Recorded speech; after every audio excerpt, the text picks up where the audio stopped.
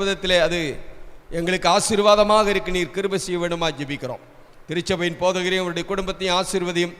அவர்கள் இந்த திருச்சபையிலையும் இதை சுற்று வட்டாரத்திலும் செய்கிற ஊழியத்தின் மூலமாக அநேகர் ஆண்டவரே ரட்சிப்பை சுதந்திரித்துக் கொள்ளும்படியான கிருபைகளை தார். இந்த ஆராதனை ஆரம்பம் முதல் முடி மட்டும் எங்கள் மத்தியிலே நீர் பிரசன்னமாக இருந்து எங்களை ஆசீர்வதித்து அனுப்ப வேண்டுமாய் இயேசு கிறிஸ்து நாமத்தில் வேண்டிக் கொள்கிறோம் பிதாவே, ஆமென்.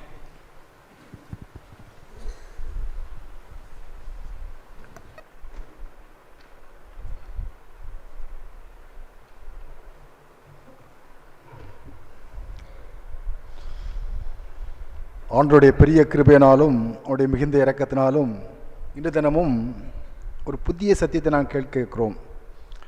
ஒவ்வொரு போதகரும் பேசும்போது ஒவ்வொரு கருத்துக்கள் இருக்கும். நாம் அதை சிதற விடாமல் கவனத்தோடு காத்திருப்போம்.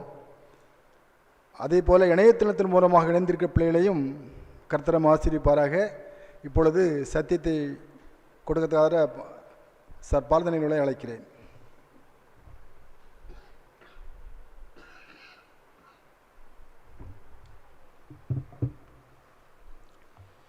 ஓய்நாள் வாழ்த்துக்கள். Happy Sabbath to all of you. Happy Sabbath to all of you. சத்தமே வரலையே. காலைல சாப்பிட்டீங்களா எல்லோரும்? ஓகே, சரி.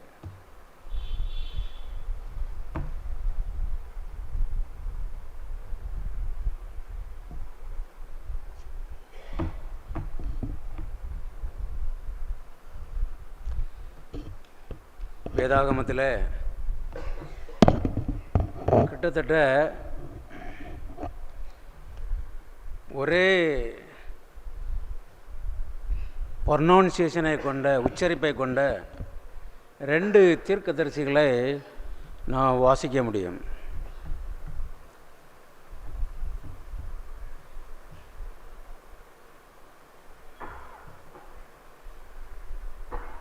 ஒன்று எலியா தீர்க்கதரிசி, மற்றொரு தீர்க்கதரிசி எலிசா தீர்க்கதரிசி என்று நான் வாசிக்க முடியும். ஒரு சில நேரங்கள் சிந்திப்பதற்காக நான் எடுத்துக்கொண்ட தீர்க்கதரிசி எலியா தீர்க்கதரிசி. ஆதாரமாக யாக்கோபின் புஸ்தகம் 5ஆம் அதிகாரம் 17ஆம் வசனத்தை நான் வாசிக்கும்போது, எலியா என்பவன் நம்மை போல பாடுள்ள மனுஷனாகிருந்தும் மழை பெய்யாதபடிக்கு கருத்தாய் ஜெபம் பண்ணினான். அப்பொழுது 3 வருஷமும் 6 மாதமும் பூமியின் மேல் மழை பெய்யவில்லை என்று நான் வாசிக்கிறோம். இருந்தவாறே நம்முடைய கண்களை மூடி 1 நிமிடம் பிரார்த்தனை செய்வோம். எங்களை நேசிக்கிற எங்கள் அன்பின் ஆண்டவரே, எலியா தீர்க்கதரிசியினுடைய ஊழியத்தின் வல்லமையை குறித்து இந்த நாளில் நாங்கள் தியானிக்கும்போது உம்முடைய பிரசன்னத்தை நாங்கள் உணர்ந்தவர்களாக, அன்பின் ஆண்டவரே, உம்முடைய வல்லமையை நாங்கள் தெரிந்து கொண்டவர்களாக இந்த இடம் விட்டு கடந்து செல்ல தேவரீர் எங்களுக்கு கிருபை செய்துள்ளோம். தேவரீர் எங்களோடு பேசும். இயேசு நாமத்தில் கேட்கிறோம் எங்கள் ஜீவனுள்ள பிதாவே, ஆமேன். இங்கு ஒரு வல்லமையான தீர்க்கதரிசியை குறித்து நாம் வாசிக்கிறோம். எலியா என்பவன் நம்மை போல பாடுள்ள மனுஷனாய் இருந்தான். நம்மை போல பாடுள்ள ஒரு தீர்க்கதரிசி. அவன் ஒரு ராஜாவிடத்தில் சென்று வல்லமையாக அவன் அந்த வார்த்தையை கொண்டு போய் ஆகாப் ராஜாவிடத்தில் சேர்க்க வேண்டுமானால் அவன் எவ்வளவு அதற்கான பயிற்சி எடுத்திருப்பான். ஆசிரியர்களிடத்தில் காலையில் நான் அவர்களிடத்தில் சொல்வது, இன்றைக்கு நீங்கள் கற்றுக் கொடுக்கிற பாடத்தை கண்ணாடி முன்னால் போய் நின்று நீங்கள் ப்ராக்டிஸ் பண்ணுங்கள். பண்ணிவிட்டு பிள்ளைகள்கிட்ட போங்க. அப்போ உங்களுக்கு கை கால் உதறாது, கை கால் நடுங்காது, முட்டுகள் தட்டாது. இப்போ எலியா தீர்க்கதரிசி ராஜாவிடத்தில் போய் அவன் என்ன சொல்லணும்? மழை பெய்யாதபடிக்கு கருத்தாய் ஜெபம் பண்ணினான். அப்பொழுது 3 வருஷமும் 6 மாதமும் பூமியின் மேல் மழை பெய்யவில்லை. யாராவது மழை பெய்ய வேண்டாம்னு ஜெபம் பண்ணுவாங்களா? இந்த தீர்க்கதரிசியை கொஞ்சம் யோசிச்சு பாருங்களேன். சிரிப்பாக தான் வருது இல்லையா?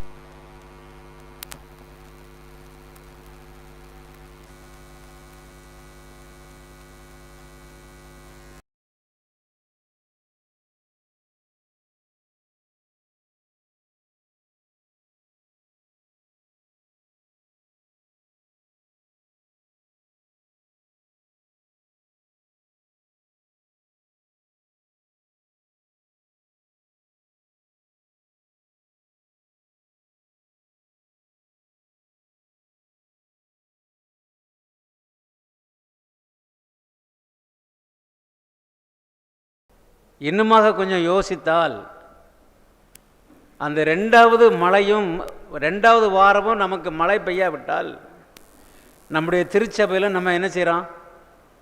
வாரும் எனது வறுமை நீங்க எனக்கு ஆண்டவரே மழையை தாரும் என்று நாம் ஜெபிக்கின்றோம். இந்த ஒரு காலகட்டத்தில் ஜீவித்த ஒரு தீர்க்கதரிசி அவன் ஒரு ராஜா கிட்ட போய் சொல்லுகிறான், 3 வருடம் 6 மாதங்கள் நம்முடைய தேசத்தில் என்ன செய்யாது? மழையே பெய்யாது. அப்போ அவனுக்கு எவ்வளோ டென்ஷன் ஆகிருக்கும் இல்லையா? அது கொஞ்சம் யோசிச்சு பாருங்களேன். அந்த இஸ்ரவேல் தேசத்தில் மழை ஒரு பெரிய ஆசீர்வாதம். மழையை காட்டிலும் விசேஷமான இஸ்ரவேல் ஜனங்களுக்கு ஆசீர்வாதம் என்னவென்றால், அதை நான் வாசிக்கும்போது உபாகமம் 33ஆம் அதிகாரம் 13ஆம் வசனத்தில் நான் வாசிக்கும்போது, மழையை காட்டிலும் அவர்கள் அதிகமாக எதிர்பார்த்தது பனியாக காணப்படுகிறது. அந்த நைட்டில் ராத்திரியிலே பெய்கிற பனியின் மூலமாக தாவரங்களுக்கு வேண்டுமான எல்லா சத்துக்களும் கிடைக்கிறது என்று நாம் பார்க்கிறோம். 33ஆம் அதிகாரம் 28ஆம் வசனத்தில் கூட இதே சம்பவத்தை நாம் வாசிக்கிறோம். வாசிங்க.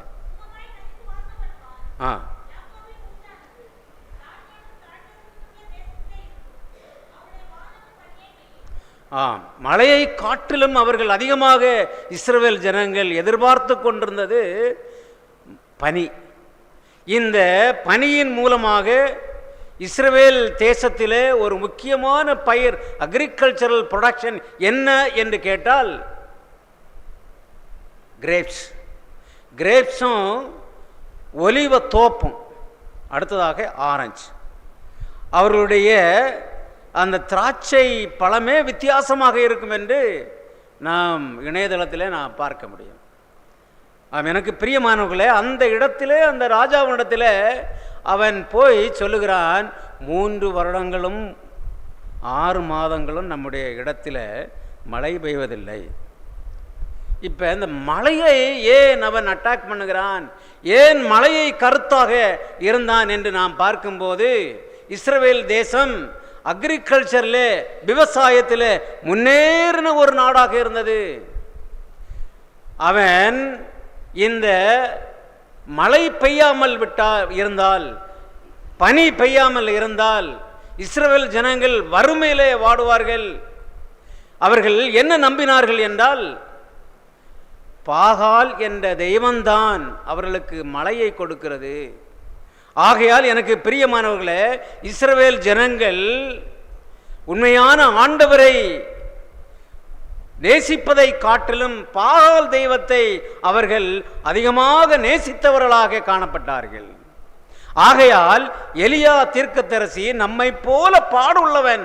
அவன் ஆகாப் ராஜாவிடத்திலே போய் சொல்லுகிறான், 3 வருடங்களுக்கு 3 வருடம் 6 மாதத்திற்கு மழை பெய்வதில்லை என்று அவன் கர்ச்சித்தான் என்று வேதத்தில் நான் வாசிக்கிறோம்.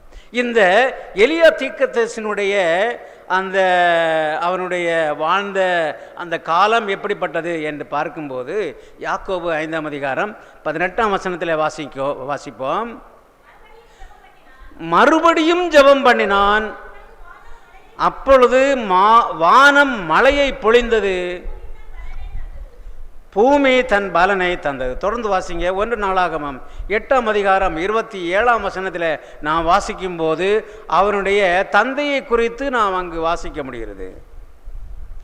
அவனுடைய தகப்பனார் எரோகாமின் குமாரர். அப்ப எரோகாமுக்கு 3 பிள்ளைகள் இருந்திருக்கிறார்கள். எலியா தீர்க்கதரிசி 2வது மகனாக அந்த குடும்பத்தில் பிறந்திருக்கிறான். ஒரு சாதாரண குடும்பம். இந்த சாதாரண குடும்பத்தில் பிறந்த எலியா தீர்க்கதரிசி இவ்வளவு பயங்கரமாக ஒரு ராஜாவினிடத்தில் போய் சொன்னான் என்றால் நாம் எவ்வளவு இதை தியானிக்கக்கூடியவர்களாக இருக்கிறோம். அவன் வாழ்ந்த இடம் என்னவென்றால் கீலேயாத் என்ற ஒரு பகுதியில் யோர்தான் ஆறுக்கு பக்கத்திலே கிழக்கே ஒரு மலைப்பகுதியிலே அவருடைய குடும்பம் இருந்தது.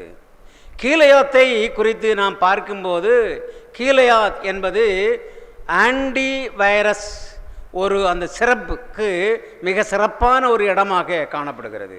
இந்த ஆன்டி வைரஸ் சிறப், அதாவது இந்த கோவிட்-19 இந்த கொரோனா வந்துருச்சு. இந்த கொரோனாவுக்கு இந்த சளி பிடிக்காமல் இருக்கிறதுக்கு உகந்த ஒரு மருந்தை இந்த கீலேயாத் அந்த பள்ளத்தாக்கில் அவர்கள் உருவாக்கினார்கள் என்று அங்கே நாம் பார்க்க முடிகிறது. ஒரு மலை பிரதேசம், ஒரு செழிப்பான மலை பிரதேசம், ஒரு மலை நாடு, ஆடு மாடுகள் அதிகமாக வளர்க்கப்படுகின்ற ஒரு இடமாக காணப்படுகிறது. இந்த இடம் யோசுவாவால் அங்கு பங்கு பங்காக பிரித்து கொடுக்கப்பட்ட ஒரு இடமாக காணப்படுகிறது. அந்த இடத்திலே தான் இந்த எலியா தீர்க்கதரிசி வாழ்ந்தான். கீலேயாத்தின் அதை 1 ராஜாக்களின் புஸ்தகம் 17ஆம் அதிகாரம் 1ஆம் வசனத்திலே நாம் வாசிக்கும் போது வாசிங்க. கீலேயாத்தின் குடிகளிலே திஸ்பியனாகிய எலியா. போதும், திஸ்பியனாகிய எலியா. இந்த திஸ்பியன் என்றால் என்ன? திஸ்பியன் என்றால் அதற்கு உண்மையான அர்த்தம் என்னவென்று பார்க்கும்போது சிறைப்பட்டவன், கடன் பட்டவன். இதற்கு அருமையான ஒரு ஓமையை நாம் வேதத்தில் வாசிக்க முடிகிறது.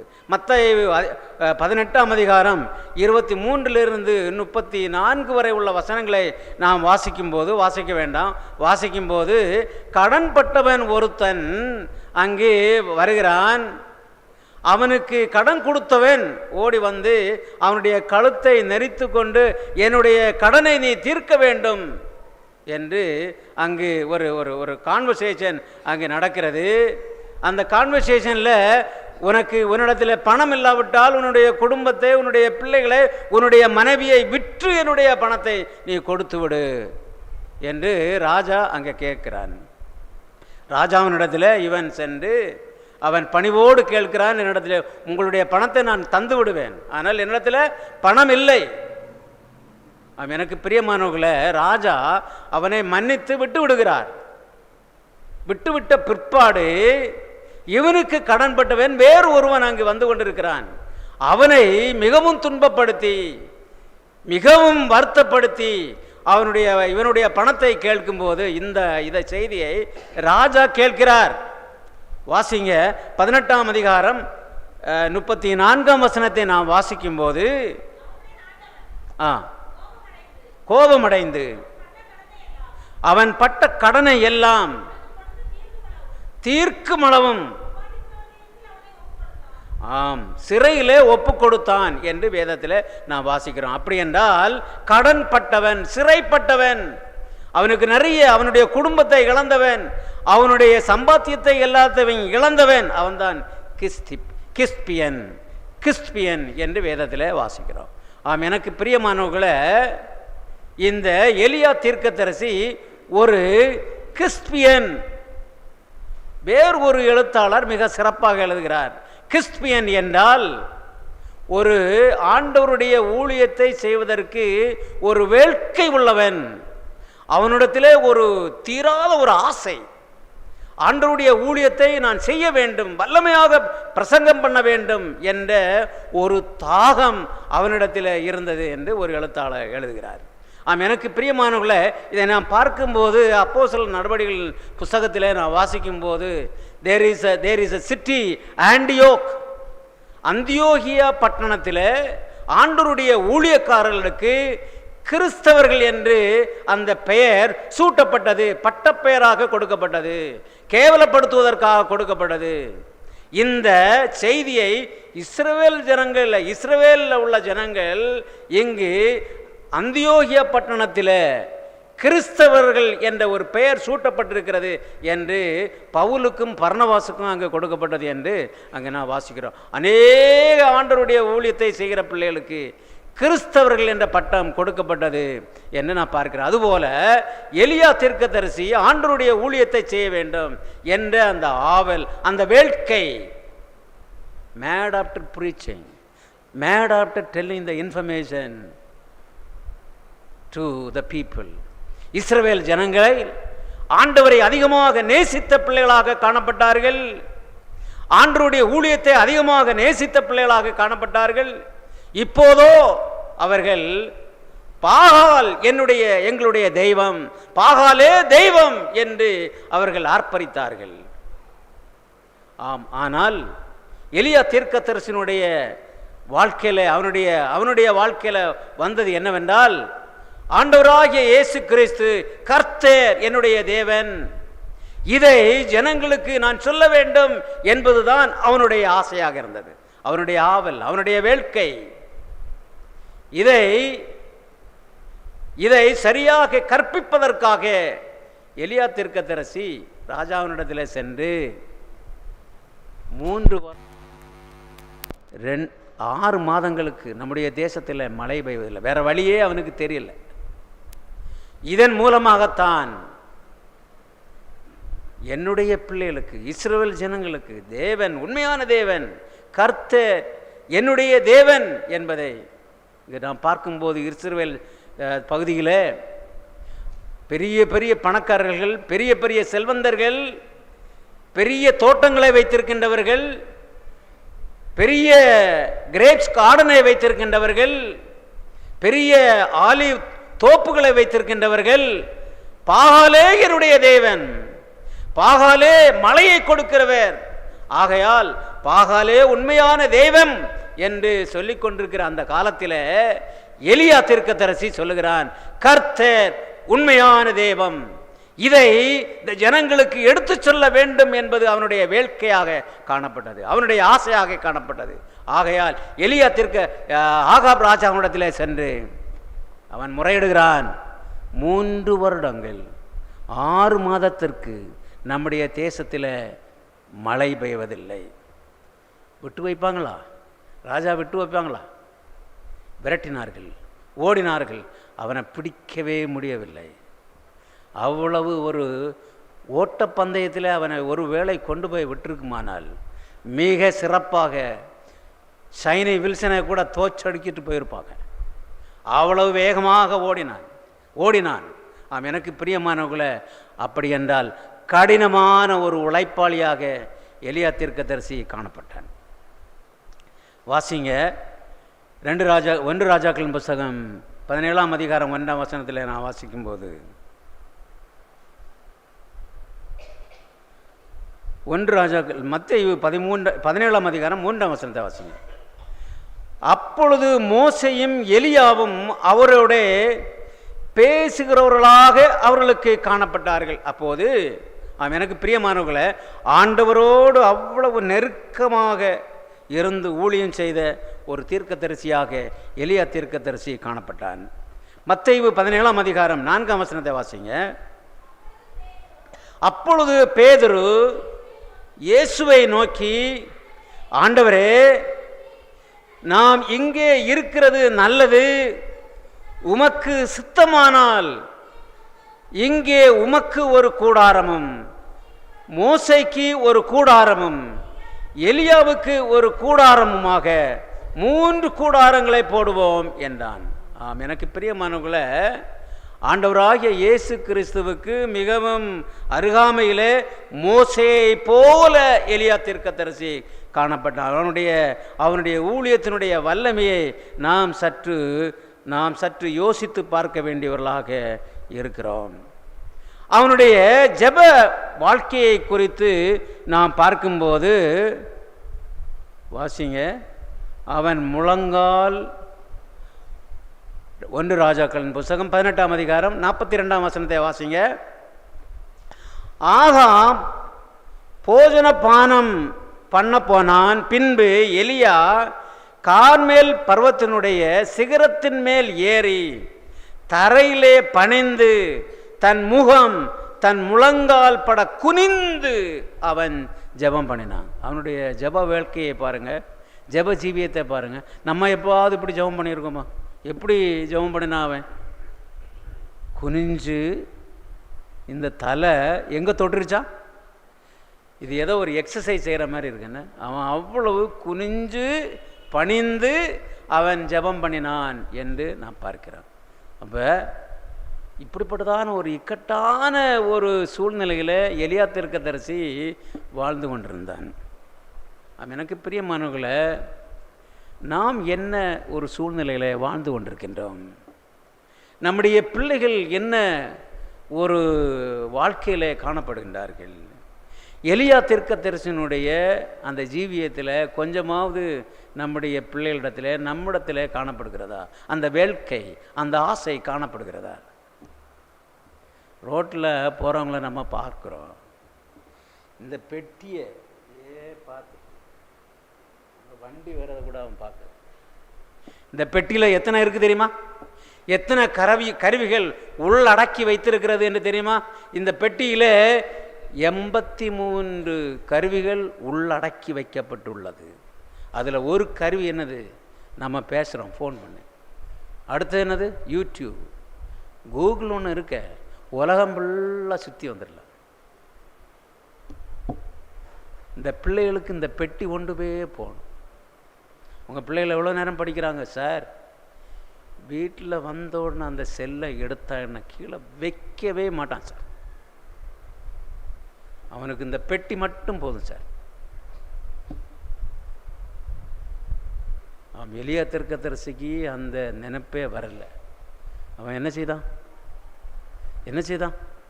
ஜெபம் பண்ணும்போது எப்படி ஜெபம் பண்ணான்?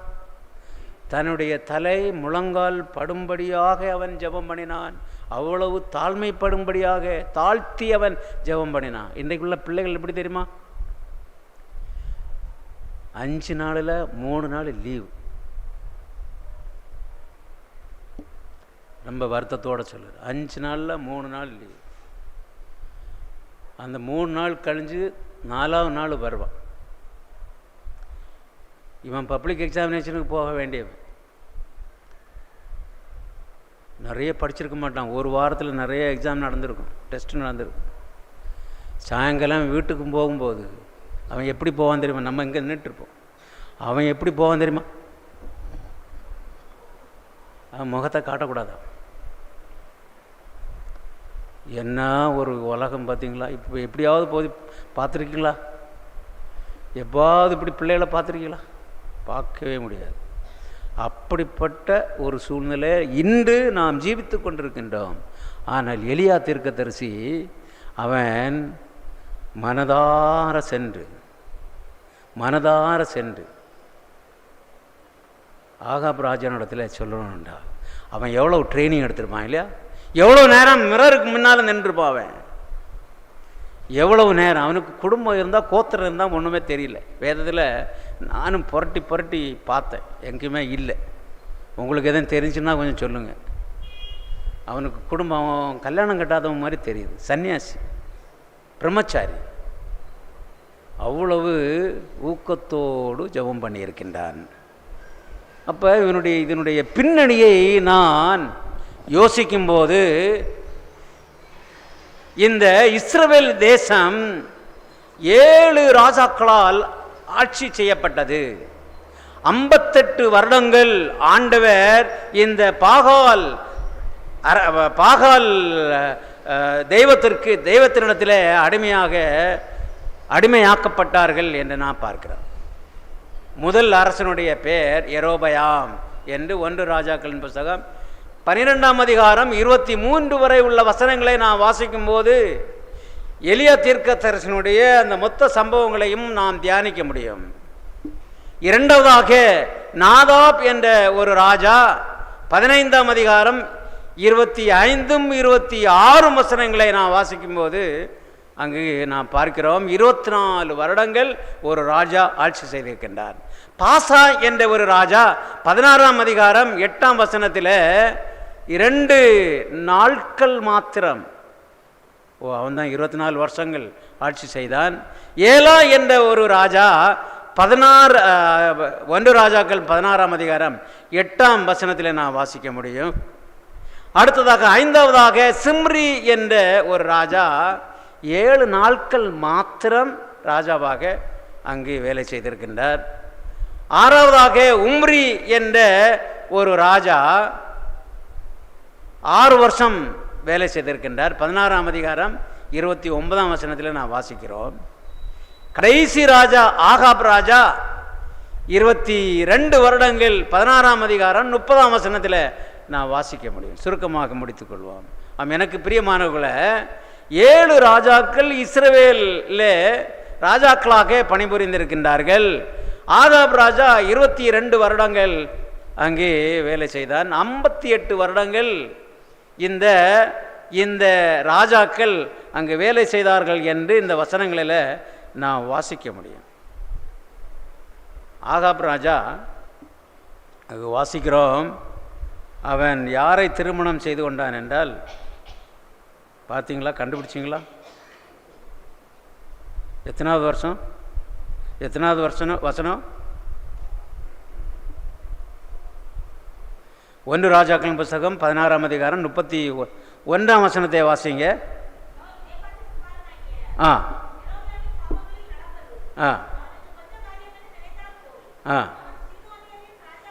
சீதோனியரின் ராஜாவாகிய ஏத் பாகாலின் குமாரத்தி எசபேலை விவாகம் பண்ணினதும் அல்லாமல் அவன் போய் பாகாலையும் சேவித்து அதை பணிந்து கொண்டான்.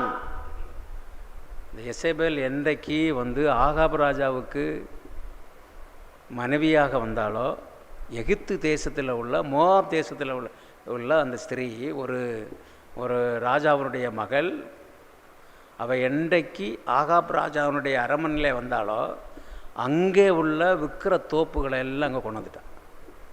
இதுதான் நடந்த உண்மை.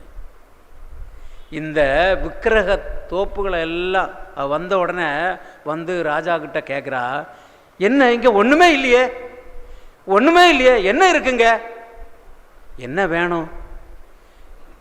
ஆண்டவரை தொழுதுதலுக்கு இங்கு வழியே இல்லையே, ஒன்றுமே இல்லையே.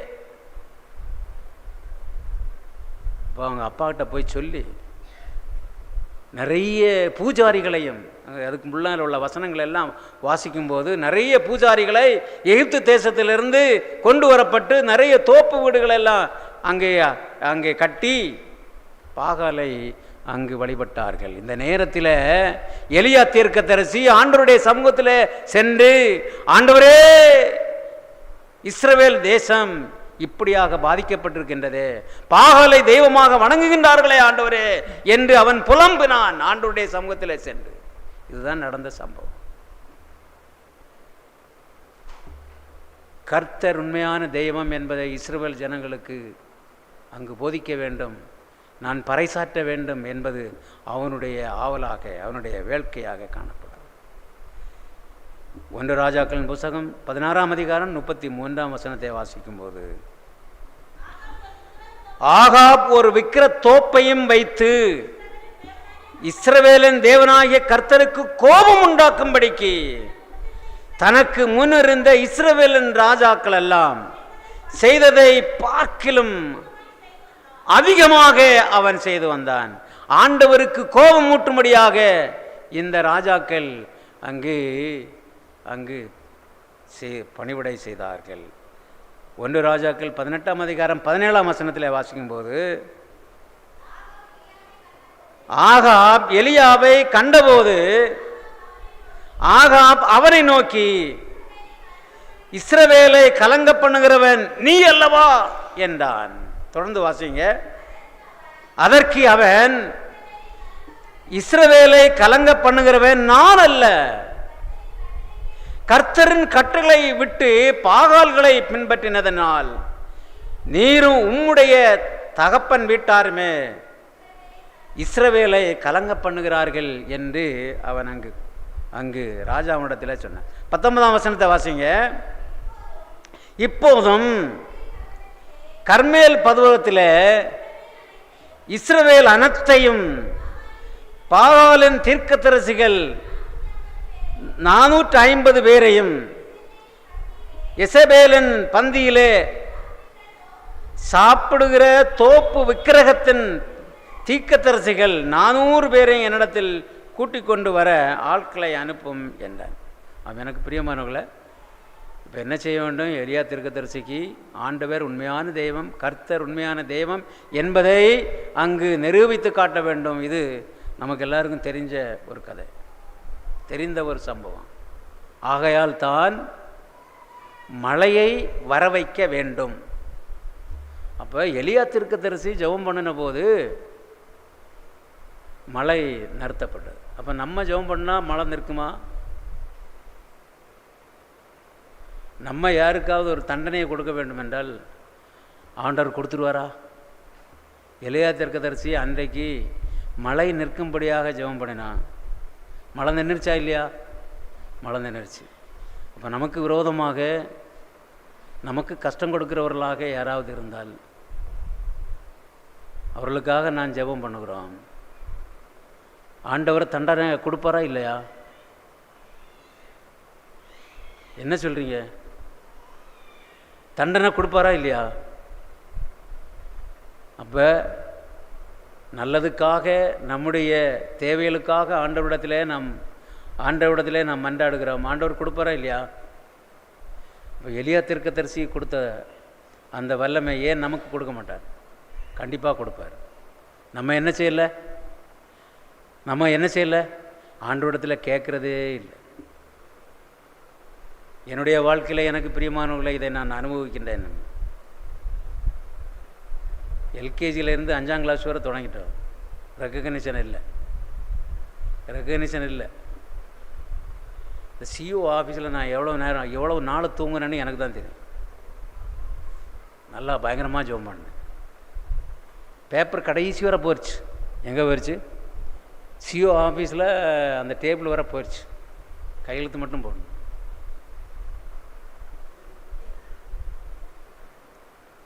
கையெழுத்து மாத்திரம்தான் போடணும். அடுத்த நாள் நியூஸ் பேப்பரில் செய்தி வருது. என்ன செய்தி? ஒரு குறிப்பிட்ட பள்ளிக்கூடங்களுடைய பேரெல்லாம் இது, these schools are not recognised, அங்கீகாரம் இல்லை. எங்கே வர போயிடுச்சு? டேபிள் கடைசி வர போயிடுச்சு. சிஓ ஆஃபீஸில் இருக்குது, கையெழுத்து போடுறது. அன்னைக்கு ஜெபம் பண்ணின அந்த வாழ்க்கை என்னிடத்தில் இன்றைக்கு இல்லை. இதுதான் வேதனைக்குரிய காரியம். எனக்கு பிரியமானவர்களே, நாம் ஆண்டவரிடத்தில் மன்றாடி ஜெபிக்கும்போது ஆண்டவர் நாம் என்ன விரும்புகிறோமோ அதை தருவார். என்கிட்ட ஒரு ஆள் வேலை செய்தார். என்ன தெரியுமா? காலையில் பள்ளிக்கூடத்துக்கு வருவார், கையெழுத்து போடுவார். ஒரு 10-15 நிமிஷம் கழித்து இவர் போக வேண்டிய கிளாஸில் நாம் போய் பார்த்தா ஆள் இருக்காது. ஆள் இருக்கவே இருக்கு. ரொம்ப நெருடலாக இருந்தது. அவர் எங்கே இருப்பார்னா, அவருக்கு ரியல் எஸ்டேட் நிறைய உண்டு, நல்ல வசதியான, நிறைய கோழி பண்ணையெல்லாம் வச்சுருந்தார். ஒரு 10 மணிக்கு பார்த்தா ஒரு 50 கோழியை சைக்கிளில் ஒரு டிவிஎஸ் 50யில் கட்டி வச்சுட்டு அவர் போவார். காலையில் ஒர்ஷிப்புக்கு வந்து உட்காந்துருப்பார், கையெழுத்து போடுவார். ஆள் இருக்கு.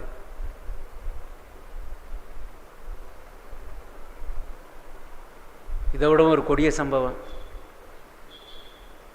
ஆஃபீஸில் கேட்டால் லெட்டர் கொடுத்துட்டே இருங்க. லெட்டர் கொடுத்துட்டே இருந்தாச்சு. ஒரு கொடிய சம்பவம் என்ன தெரியுமா? அவருக்கு சிக்கன் பாக்ஸ் வந்துச்சு. ஒரு 5 நாளாக பள்ளிக்கூடத்துக்கு காணும். பக்கத்தில் தான் வீடு.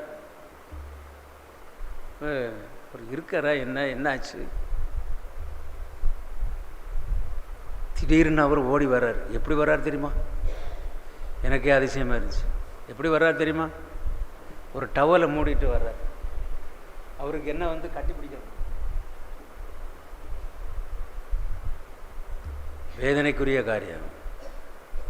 எனக்கு பிரியமானவர்களே, நாம் மன்றாடி ஜெபிக்கும்போது ஆண்டவர் நம்முடைய சத்தத்தை கேட்கிறவராக இருக்கிறார் என்பதை நான் உணர வேண்டும். 1 ராஜாக்களின் புத்தகம் 18ஆம் அதிகாரம் 20ஆம் வசனத்தை நான் வாசிக்கும்போது, அப்படியே ஆகாப் இஸ்ரவேல் புத்திர எல்லாரிடத்திலும் ஆட்களை அனுப்பி கார்மேர் பர்வதத்தில் அந்த தீர்க்கதரிசிகளை கூடி வரும்படி செய்தான். இங்கு ஆண்டவர் கர்த்தர் உண்மையான தெய்வம் என்பதை எலியா தீர்க்கதரிசி நிரூபிக்க வேண்டும். அதற்குரிய நேரம். எனக்கு பிரியமானவர்களே, மிகவும் சிறப்பாக தொடர்ந்து நான் வாசிக்கும்போது, கர்த்தரே தெய்வம் என்று அவர்கள் ஆர்ப்பரித்தார்கள் என்று வேதத்திலே நான் வாசிக்கிறேன். கர்த்தரே உண்மையான தெய்வம் என்று, பாகால் தெய்வம் என்று சொல்லிக் கொண்டிருந்த அந்த வாய்கள் ஃபுல்லா கர்த்தரே மெய்யான தெய்வம் என்று அவர்கள் ஆர்ப்பரித்தார்கள் என்று வாசிக்கிறோம். மல்கியா 5ஆம் அதிகாரம் 4ஆம் அதிகாரம் 5ஆம் வசனத்தில் நான் வாசிக்கும்போது, பழைய ஏற்பாடு இந்த வசனத்தோடு முற்றுப்பெறுகிறது. வாசிங்க. இதோ கர்த்தருடைய பெரிதும் பயங்கரமான நாள் வருகிறதுக்கு முன்னே நான் உங்களிடத்திற்கு எலியா தீர்க்கதரிசியை அனுப்புவேன். தொடர்ந்து வாசிங்க 6ஆம் வசனம். நான் வந்து பூமியை சங்காரத்தால் அடிக்காதபடிக்கு அவன் பிதாக்களுடைய இருதயத்தை பிள்ளைகளிடத்திலும் பிள்ளைகளுடைய இருதயத்தை அவர்கள் பிதாக்களிடத்திலும் திரும்புவான்.